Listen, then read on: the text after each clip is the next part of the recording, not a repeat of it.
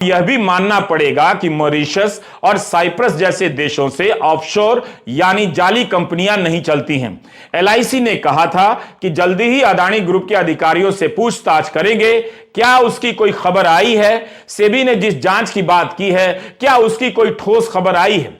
एक ही जवाब बार बार मिल रहा है कि हिंडनबर्ग और अन्य रिपोर्ट की जांच हो रही है। सुप्रीम कोर्ट में भी सेबी ने यही कहा है। आप देख रहे हैं रवीश कुमार ऑफिशियल, यूट्यूब और फेसबुक पर रवीश का पेज पर जाकर आप देख सकते हैं।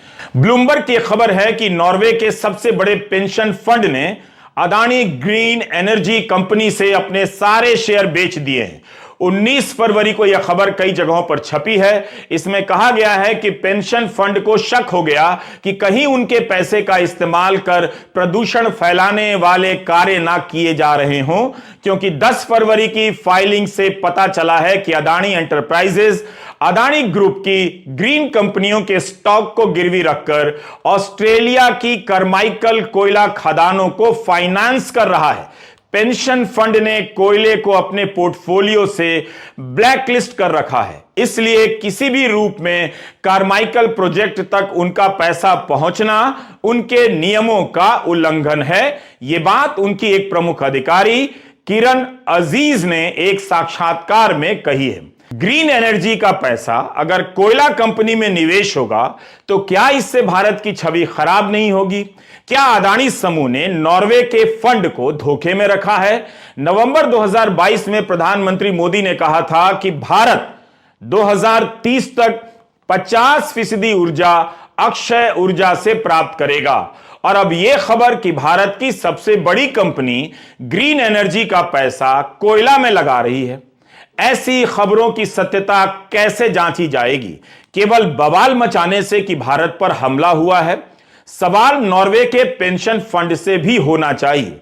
सबको पता है कि अदानी कोयले के कारोबार में है और ग्रीन एनर्जी के कारोबार में है। मतलब एक ही आदमी कोयला भी निकाले और ग्रीन एनर्जी का कारोबार भी करे। क्या इतना काफी नहीं था कि नॉर्वे का यह फंड समूह अदानी समूह से दूर रहे?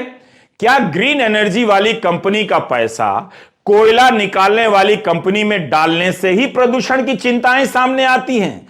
सवाल इन फंड और इन विदेशी बैंकों से भी होना चाहिए। ब्लूमबर्ग की इसी रिपोर्ट में लिखा है कि यूरोपियन यूनियन में पंजीकरण कराने वाले 500 ऐसे फंड हैं जो अदानी समूह में प्रत्यक्ष या परोक्ष रूप से निवेश कर चुके हैं।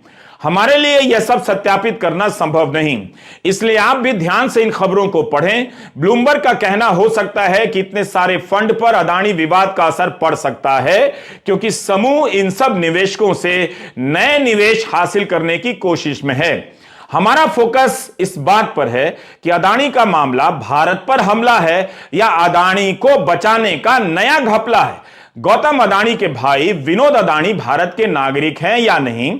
भारत जैसे महान देश को छोड़कर उन्हें साइप्रस की नागरिकता क्यों लेनी पड़ी है? सुब्रमण्यम स्वामी तो बीजेपी के सदस्य हैं, बीजेपी ने राज्यसभा का सदस्य बनाया है। वे भी अदानी को लेकर सवाल पर सवाल दागे जा रहे हैं। क्या वे भी भारत पर हमला करने वालों में शामिल हैं? स्वामी ने ट्वीट किया है कि वे श्रीलंका से चेक करने वाले हैं कि अदानी को हम्बनटोटा पोर्ट और कोलंबो स्काई स्क्रैपर प्रोजेक्ट कैसे मिल गया। अदानी को मोदी के कहने पर नहीं बल्कि चीन के कहने पर दिया गया है। ये तो और भी गंभीर आरोप लगा रहे हैं। स्वामी ने यहां तक ट्वीट किया है कि अदानी समूह की एक सीमेंट कंपनी के शेयरों के दाम गिर गए हैं, तो राज्यों के वित्त मंत्रियों को फोन जा रहे हैं कि जीएसटी रेट को 28 से घटाकर 5% पर लाने का प्रस्ताव भेजें, ताकि उसके बाद अदानी की कंपनियों के शेयरों के भाव फिर से चढ़ने लगे।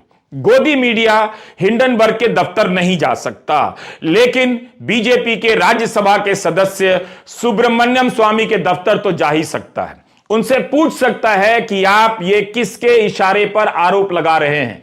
स्वामी ने 9 फरवरी को यह भी ट्वीट किया कि प्रधानमंत्री को अदानी की सारी कंपनियों का राष्ट्रीयकरण कर देना चाहिए, फिर उन्हें नीलाम कर देना चाहिए। अगर इस वक्त भारत पर हमला हो रहा है तो बीजेपी के सांसद सुब्रमण्यम स्वामी क्या कर रहे हैं?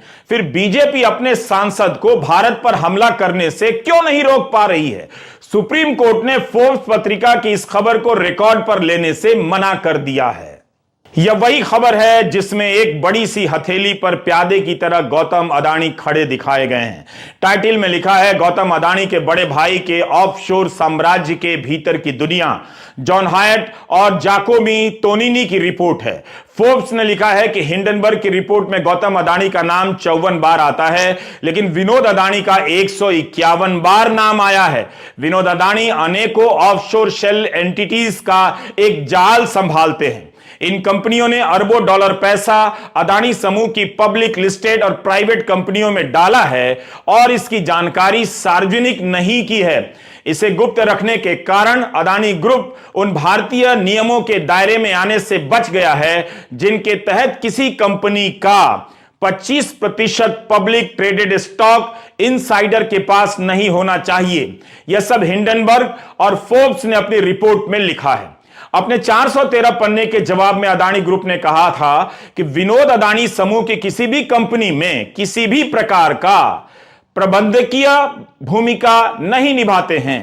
प्रबंधन में उनकी कोई भूमिका नहीं है। यह भी कहा कि अडानी ग्रुप ने खुद से जुड़ी सभी पार्टियों के लेन देन के खुलासे किए हुए हैं, मगर